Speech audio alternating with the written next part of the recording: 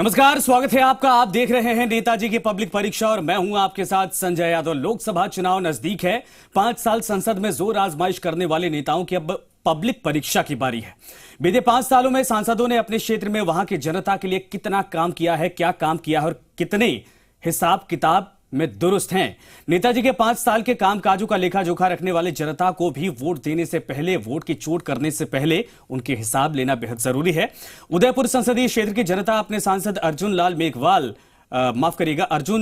मीणा के कामकाज से कितना संतुष्ट है और उनके विकास के दावों से कितना इत्तेफाक रखती है। हमारे खास कार्यक्रम नेताजी की पब्लिक परीक्षा के जरिए हम आपको बताने वाले हैं अगले आधे घंटे में कि उदयपुर की जनता अपने नेता के बारे में आखिर क्या राय रखती है। केंद्र सरकार की योजनाएं हकीकत की जमीन पर कितना पांव पसार पाई हैं और जनता को उन योजनाओं का फायदा आखिर कितना मिला है। इसके लिए सांसद ने कितनी मेहनत की और कितनी दिलचस्पी दिखाई, हम इसकी भी पड़ताल करेंगे। और मौजूदा सरकार और सांसद जनता की कसौटी पर आखिर कितने पास कितने फेल हैं। पब्लिक परीक्षा के जरिए हम ये भी बताएंगे कि जनता ने इन्हें कितने अंकों से पास या फेल किया है। तो चलिए शुरुआत करते हैं हमारे खास कार्यक्रम नेताजी की पब्लिक परीक्षा की।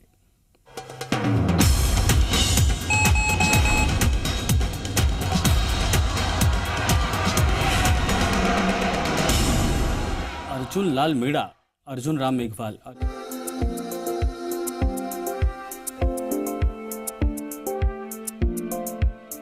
उदयपुर एक खूबसूरत जगह जो झीलों का शहर के रूप में भी जाना जाता है और अपने शानदार किलों, मंदिरों, खूबसूरत झीलों, महलों, संग्रहालयों और वन्यजीव अभयारण्यों के लिए प्रसिद्ध है। महाराणा उदय सिंह द्वितीय ने इसे 1559 में इस शहर की स्थापना की।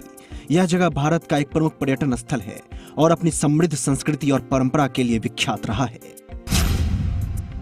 उदयपुर लोकसभा सीट की बात करें तो यहाँ से बीजेपी के अर्जुन लाल मीणा सांसद हैं।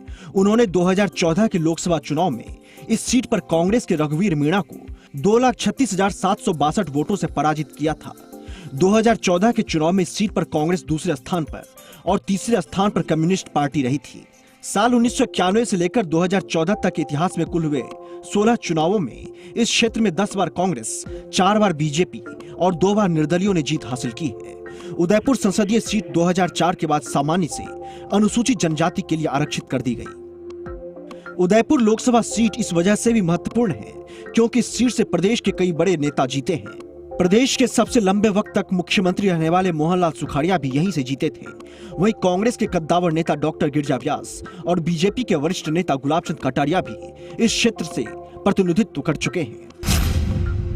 उदयपुर की कुल जनसंख्या 29,52,477 है, जिसमें से 81% जनसंख्या गांव में और 18% लोग शहरों में रहते हैं। उदयपुर सीट का फैसला जातिगत समीकरणों के आधार पर ही होता आया है। पिछले कई चुनावों से राजस्थान में राजपूत, ब्राह्मण, वैश्य एकजुट होकर बीजेपी के पक्ष में और जाट, गुर्जर, मीणा और दलित कांग्रेस के पक्ष में मतदान करते रहे हैं, जबकि आदिवासी और पिछड़ी जातियों के वोट अलग अलग क्षेत्रों में स्थानीय समीकरणों के मुताबिक दोनों दलों में बढ़ते रहे हैं। मुसलमानों में भी ज्यादा तादाद कांग्रेस को वोट करती रही है, जबकि एक हिस्सा स्थानीय बीजेपी नेताओं के लिए भी वोट करता रहा है। आम चुनाव से पहले विकास को लेकर सरकार और स्थानीय सांसद अर्जुन लाल मीणा के अपने अपने दावे हैं, लेकिन हम सीधा जनता से जानेंगे कि वर्तमान सरकार और सांसद के दावों की जमीनी हकीकत क्या है और वे उनकी उम्मीदों पर कितना खरा उतरे हैं।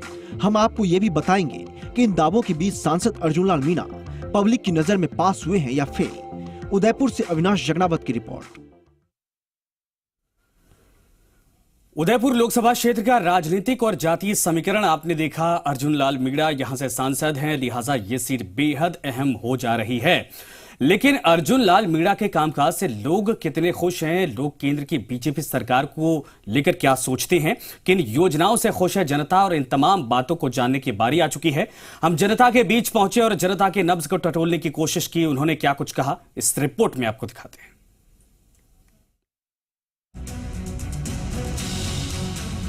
केंद्र की मोदी सरकार के 5 साल पूरा होने में अब बेहद कम दिन बाकी है, लिहाजा हम जनता के बीच जाकर जनता की नब्ज टटोलने की कोशिश कर रहे हैं। हम जानने की कोशिश कर रहे हैं कि केंद्र की सरकार को लेकर लोगों का क्या सोचना है। हमारी टीम इस वक्त उदयपुर लोकसभा क्षेत्र में है। हमारी टीम अलग अलग विधानसभा सीटों में पहुंची और हमने अलग अलग तबकों के लोगों से बातचीत की। उदयपुर लोकसभा क्षेत्र में हमने महिलाओं से उज्ज्वला योजना के बारे में जाना। हमने देखा कि उज्ज्वला योजना को लेकर महिलाओं में खुशी है। महिलाएं इस योजना की तारीफ करती हुई नजर आई। उज्ज्वला योजना को लेकर मोदी सरकार की काफी तारीफ की गई है। हमने देखा कि कई सारे घरों में मोदी सरकार की धुएं के खिलाफ ये लड़ाई सफल हो रही है। नेताजी की पब्लिक परीक्षा कार्यक्रम में हम सबसे पहले बात करेंगे केंद्र सरकार की उस महत्वाकांक्षी योजनाओं की जिसमें ग्रामीण क्षेत्र में रहने वाली आधी आबादी यानी कि महिलाओं को साधने का प्रयास किया गया, महिलाओं को सुविधा देने का प्रयास किया गया। प्रधानमंत्री उज्ज्वला योजना। गांवों में एक तस्वीर आम होती है, मकान और उसके अंदर कच्चा चूल्हा जिसमें लकड़ियों से खाना बनाती महिलाएं, आम बात है। ग्रामीण परिवेश में घर में चूल्हा होना सामान्य सी बात है, लेकिन ये चूल्हा उन महिलाओं के स्वास्थ्य के साथ कहीं खिलवाड़ करता था, धुआं आंखों में जाता, कई तरह की बीमारियां जो है वो महिलाएं ग्रसित होती थी। लेकिन प्रधानमंत्री उज्ज्वला योजना के बाद में वो तस्वीर बदली और कुछ बदलाव इस तरह से आया कि अब रसोई गैस के ऊपर महिलाएं खाना बनाती है। लेकिन ये योजना महिलाओं के लिए कितना उज्जवल हुई, उनके जीवन को कितना उज्जवल किया, कई तमाम जो महिलाएं यहाँ पे बैठी हुई है, सबसे पहले बात करेंगे। भाई आपने चूल्हो मिलियो? हाँ मिलियो। हाँ। अच्छा, कई कोगा बनाओ कई कोगा। हाँ। फायदा बस है यूं। फायदा में कई फायदो गयो। यूं जल्दी रोटी भी जा, जल्दी साग बन जा, जल्दी साग बनी जाए। यूं फायदो। यूं। अच्छा, और पहला कई तकलीफ गई थी? कंडी रोटियां बनावा मैंने चूल्हा पे रोटी बनावा में कई तकलीफ। बटा दी बेटे को लकड़ी लावनी पड़ती है, बड़ा हुल्ला पर रहते बात तबली की ही मोरे। यूं आकम धुआं वगैरह जातो। हाँ भाई ओगो मत देखे नहीं, आप देखे रही नहीं, हाफ तो मुंड हुई। हाँ तो कई कोगा गैस की टंकी मिली आपने, कई कोगा प्रधानमंत्री वास्ते मुंह कई क्या भाई मत मल्ली जो लाया वा अदरी बात म कटे आवे है वा मल्ली जो वा साग रोटी कीधी ही वा फायदा माज है यूं। फायदा में बोलो फायदा माज है यूं। फायदा मासन टंकी तो मल्ली जो हौसी से चूल्हा पे बना तो खूब धुआं धकड़ फेंता हो कमान को बलती न अब हाउस फायदा मास थाई बनी दा, फटाफट रोटी बनी दा, सब्जी बनी दा, सब काम जल्दी वेदा यूं। हाँ लो वे पण गैस मार मल्ले तो करनी मन मोरी खरीदे तो कोई। हां फायदो तो वे फायदो तो वैसे आंखों में धुआं नहीं फूंक देनी पड़े, लकड़ी लावनी पड़े, काम तो करना पड़े। गैस पर फटाफट वेदा फटाफट। हां और सांसद साहब काम बढ़िया करी जा कि नहीं करी? बढ़िया ही करी जा। हमारी टीम अभी उदयपुर लोकसभा क्षेत्र के ग्रामीण इलाके में है और हम सरकारी योजनाओं की पड़ताल कर रहे हैं। हम अभी किसानों के बीच हैं। हमने किसानों से जानने की कोशिश की कि किसानों के लिए मोदी सरकार ने क्या सब किया है। हमने फसल बीमा योजना समेत दूसरी योजनाओं के बारे में किसानों से बात की। अपनी पड़ताल में हमें पता लगा कि सरकारी योजनाओं के बारे में ज्यादातर किसानों को पता ही नहीं है। वो जी तमाम दावे हैं कि साहब किसानों की स्थिति सुधरी है, कई सारी योजनाएं आई है, जमीनी हकीकत क्या है? हमारे पास कोई योजना ही नहीं है। क्या खाद की, बीज की, कोई फसल खराब होती है उसकी कोई योजना नहीं आई हमारे पास। हमारी जानकारी में तो अभी तक कोई किसानों के पास में कार्ड गवर्नमेंट जितनी भी किसानों संबंधी योजना है उसकी पूर्ति नहीं है। नहीं है। और हालांकि सबसे पहली बात ये कि जानकारी भी किसी को नहीं है। योजनाएं बहुत सारी बनी है लेकिन योजना हम किसानों तक पहुंची नहीं है। जो हमारा ग्राम सेवक है वो बताता भी नहीं है, जिसको जानता है उसको कह देता है 2 मिनट के लिए, बाकी आना जाना है भी नहीं। 2-2 महीने तक गांव में आना नहीं। जैसे गेहूं में खरपतवार हो रही है, गेहूं खराब हो रहे हैं, फसलें खराब हो रही है, तो उसकी कोई जानकारी भी नहीं देता। तो हम किसानों को क्या मालूम कौन सा बीज किस समय डालना चाहिए। जो योजना यहाँ तक जो पहुँचनी चाहिए थी वो अभी तक नहीं पहुँच रही है। जो गवर्नमेंट की तरफ से जो लागू हो रही है वो सुविधा अभी तक यहाँ पहुँची भी नहीं है। कुछ लाभ नहीं मिला जी अभी तक, ना पता भी नहीं है कि क्या स्कीम है। स्कीम तो बताएगा तो पता चलेगा कि लाभ मिलेगा कि नहीं मिलेगा। मोदी सरकार देश को डिजिटल बनाने की तरफ लगातार कोशिशें कर रही है। लिहाजा हम शहरी क्षेत्रों से लेकर ग्रामीण क्षेत्रों में देखना चाहते थे कि डिजिटल इंडिया का कितना फायदा मिल रहा है। हम अभी उदयपुर के ग्रामीण क्षेत्र में डिजिटल इंडिया की पड़ताल कर रहे हैं। अपनी पड़ताल में हमने जाना कि मोदी सरकार की डिजिटल योजना से ग्रामीण युवा भी लाभान्वित हुए हैं और उनकी लाइफ स्टाइल में भी बदलाव आया है। आइए आपको भी बताते हैं कि डिजिटल इंडिया पर ग्रामीण क्षेत्र के युवाओं की क्या राय है। 3 साल पहले हमारे यहाँ पैसों के लिए भटकना पड़ता था, बैंकों में इधर उधर बैंकों में लाइनें लगती थी, लोग परेशान थे। वो अब ऐसा कुछ नहीं है, सब कुछ है जो इस बैंकिंग इस फोन से स्मार्टफोन से व्यवस्थित है, जो लेन देन हो रहा है। और बिजनेस भी अच्छा हो रहा है लोगों का, और हर तरह से बिल्कुल फायदा मिला है लोगों का। बिल्कुल वास्तव में इंडिया डिजिटल बन रहा है अपना। क्या कहेंगे जो तमाम दावे किए जाते हैं सरकार की ओर से आपके साथ? इस फोन से अपने सरकार ने जो दावे किए हैं और जो स्कीम आती है गवर्नमेंट की, इस फोन पे अपन देख सकते हैं और तुरंत सुविधा अपन ले सकते हैं इस फोन से। और बाकी सब दोस्तों ने बताए हैं कि जो स्कीम मिल रही है, जो फोन से काम हो रहा है वो हो ही रहा है। फोन से तो ऑनलाइन सिस्टम में सब बैंकिंग सुविधा अच्छी मिल रही है, खातों में पैसे ट्रांसफर, NFC, RTGS वगैरह वगैरह इनसे होता है, और बिल वगैरह वगैरह इनसे जमा होता है, नल का पानी का वगैरह सब अच्छा है। देश को आर्थिक रूप से सक्षम बनाने के लिए मोदी सरकार ने अपने कार्यकाल में 2 बड़े बदलाव किए हैं। कालाधन बाहर लाने के लिए सरकार ने नोटबंदी की तो व्यापारियों को टैक्स के जंजाल से मुक्त कराने के लिए GST को लागू किया। सरकार के इन दोनों फैसलों से व्यापारी कितने खुश हैं और उनके व्यापार पर इसका क्या प्रभाव पड़ा है, ये हमने टटोलने की कोशिश की। हमने बात की शहर के हैंडीक्राफ्ट और सर्राफा कारोबारियों से, साथ ही हमने बात की उदयपुर चैम्बर ऑफ कॉमर्स के पदाधिकारियों से। नेताजी की पब्लिक परीक्षा में हम बात कर रहे हैं उदयपुर लोकसभा क्षेत्र की। ये लोकसभा क्षेत्र उदयपुर शहर की बात करें तो देश और दुनिया में विख्यात है अपनी खूबसूरती को लेके। तो यहाँ का सबसे पिछड़ा इलाका आदिवासी क्षेत्र कोटड़ा भी आता है। हमारे साथ में व्यापारी वर्ग है जो उदयपुर के डेवलपमेंट में, उदयपुर के विकास में, यहाँ पे रोजगार देने में है। हैंडीक्राफ्ट एसोसिएशन के अध्यक्ष हमारे साथ में हैं, सराफा एसोसिएशन के अध्यक्ष हमारे साथ में हैं, और उदयपुर चैम्बर ऑफ कॉमर्स के जो संरक्षक है वो हमारे साथ में हैं। सबसे पहले बात करेंगे उदयपुर हैंडीक्राफ्ट एसोसिएशन के अध्यक्ष है गजेंद्र जी वैसा। उदयपुर टूरिस्ट सिटी है और व्यापार के हिसाब से देखा जाए तो सरकार ने बहुत बड़े बड़े फैसले लिए अपने इस 5 साल के कार्यकाल में। क्या लगता है कि जो हैंडीक्राफ्ट व्यापार है या उदयपुर का पर्यटन व्यापार है वो कितना इससे प्रभावित हुआ और अब किस स्थिति में? नोटबंदी के कारण उनके पास और उनके घर में जो जमा पूंजी थी वो सब बैंकों में जमा हो गई, और नोटबंदी के बाद में एकदम पूरे बाजार में मंदी आई, और मंदी के कारण से उनका रोज पेट भरना दूभर हो गया। स्थिति ये हो गई कि कई शिल्पकारों ने वो धंधा छोड़ के हाथ ठेला गाड़ी के मजदूर बन गए, कई पान की दुकानें लगा दी, कई तरह के दूसरे व्यवसाय में घुस गए।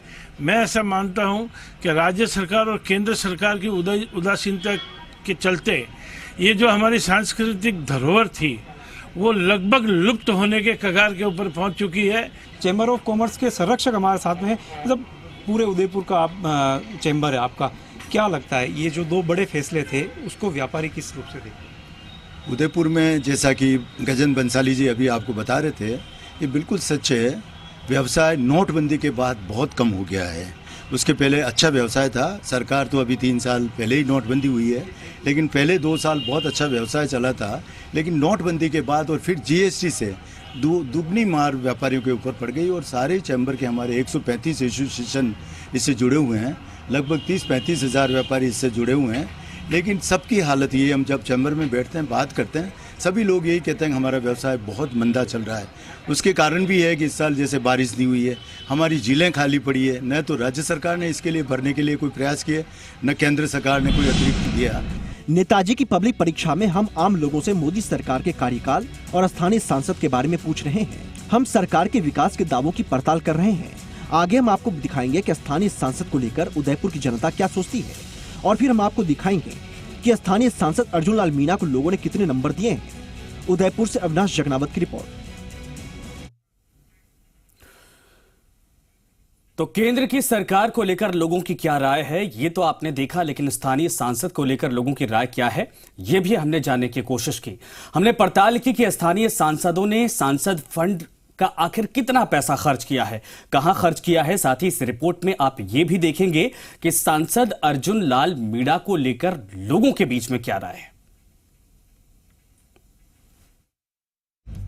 सांसद ने अपने लोकसभा क्षेत्र में कितना काम किया है ये जानने से पहले हम ये जानना चाहते हैं कि स्थानीय सांसद अर्जुन लाल मीणा की संसद में उपस्थिति कितनी रही है। दिसंबर 2018 की रिपोर्ट के मुताबिक सांसद अर्जुन लाल मीणा की उपस्थिति पिछले 5 सालों के दौरान लोकसभा में 86% के करीब रही है। इस दौरान उन्होंने 81 डिबेट में हिस्सा लिया और 344 प्रश्न पूछे हैं। हर सांसद को अपने संसदीय क्षेत्र का विकास करने के लिए केंद्र सरकार की तरफ से संसद निधि दिया जाता है और हम उदयपुर संसदीय क्षेत्र में जानना चाहते थे कि सांसद अर्जुन लाल मीणा ने संसद निधि से कितना पैसा खर्च किया है। हमारी पड़ताल में पता चला कि सांसद मीणा ने अपने संसद निधि का इस्तेमाल करीब करीब पूरा कर लिया है।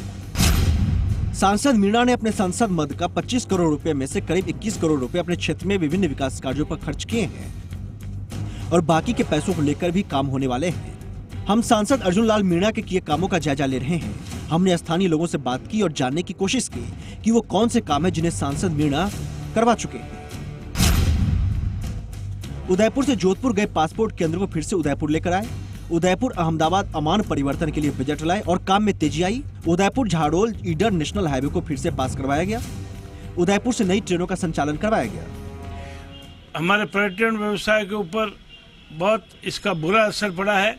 पर्यटक तो बढ़े हैं, लेकिन पर्यटन व्यवसाय जो है वो बहुत नीचे के पायदान पे चला गया है। आदमी अपने आपातकाल के लिए सोने चांदी में इन्वेस्टमेंट करता है और जब वो चाहता है कि मेरे को आपातकाल में मेरे को 1 लाख रुपए के वापस 90,000 95,000 रुपये मिल जाएंगे, जब उसे टैक्स की मार अलग से लगती है तो वो बड़े कुंठित हो जाता है। जहाँ तक जीएसटी की बात है, सराफा के ऊपर 1% पहले टैक्स हुआ करता था और 3% जीएसटी अब लग गया है और परचेज के ऊपर एग्जम्प्टेड है। लेकिन जब 2 तरह के भाव बाजार में चलने लग गए हैं सरकार की गलत नीतियों के कारण, क्योंकि 10% कस्टम है और हमने राजस्थान सराफा संघ की तरफ से, उदयपुर सराफा संघ की तरफ से भी केंद्र सरकार से कई बार अनुरोध किया कि इस जो कस्टम ड्यूटी है इसको समाप्त करे या कम करे। सांसद मीणा ने अपने संसद फंड के साथ कई ऐसे कामों को करवाया जिसका फायदा स्थानीय लोगों को मिल रहा है, लेकिन अभी भी कई ऐसे काम हैं जो अधूरे पड़े हैं और उन मुद्दों का लोकसभा चुनाव के वक्त उठना भी तय है। उदयपुर का B2 का दर्जा दिलाना, हाईकोर्ट सर्किट बेंच की स्थापना नहीं हो पाई, आदिवासी अंचल में विकास नहीं हो पाया, यानी कई ऐसे काम हैं जिन्हें सांसद ने करवाया मगर कई काम अब भी अधूरे पड़े हैं। विकास के दावे तो सरकार की तरफ से खूब किए जा रहे हैं, लेकिन उन दावों का असर कितना होता है ये। उदयपुर से अविनाश जगनावत की रिपोर्ट।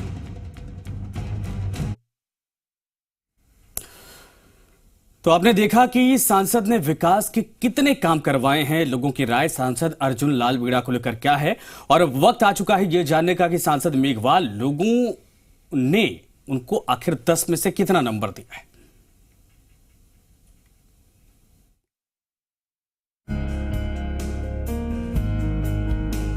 उदयपुर लोकसभा क्षेत्र में हम सांसद अर्जुन लाल मीणा के करवाए गए कामों की पड़ताल कर रहे हैं।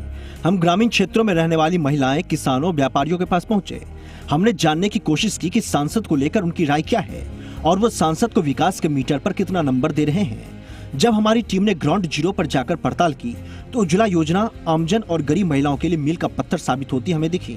गैस चूल्हे पर खाना बनाती महिलाओं से जब हमने बात की तो उन्होंने मोदी सरकार को काफी अच्छे नंबर दिए। 5 नंबर दे दिया। भाई हाँ, काम अच्छा हुआ या नहीं? दे दिया 10 नंबर। 7 दे दिया। किसान, आमजन, स्टूडेंट्स और मजदूरों से जब हमने नेताजी की पब्लिक परीक्षा को लेकर सवाल पूछा कि वो सांसद अर्जुन लाल मीणा को 10 में से कितने नंबर देना चाहेंगे, तो कई लोगों ने सांसद अर्जुन लाल मीणा को बेहद कम नंबर भी दिए। तो उसमें से हमारे जो लखावली में काम हुआ है उस हिसाब से 5 अंक उनको देंगे हम। 90% नंबर, मतलब 10 में से ये 9% नंबर है ये, क्यों काम अच्छा हुआ अभी उसके साथ मेरे हिसाब से तो अच्छा काम हुआ है। 100 में से 90 नंबर। सांसद जी ने बहुत अच्छे काम किए हैं, जो उन्होंने वादे किए थे वो वादे भी हमारे पूरे किए उन्होंने, और गांव के विकास के लिए उन्होंने विशेष ध्यान दिया है। 10 में से 9 नंबर मिले।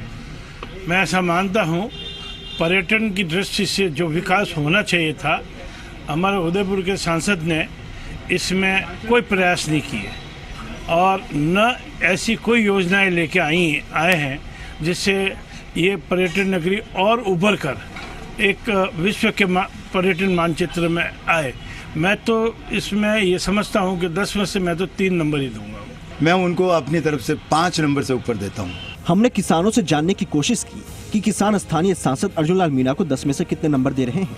अब 10 में से समझ लो 5 नंबर। हाँ बिल्कुल वास्तविक बात। सांसद जो है ना सर, उसके नंबर आप 7 नंबर देख लो, क्योंकि वो मतलब वहाँ उनकी जो योजना है वहाँ वो तो पहुँचा रहे हैं, लेकिन आगे बीच वाले जो लोग हैं ना वो नहीं यूज करा रहे हैं ना। आप कितने? 7 नंबर।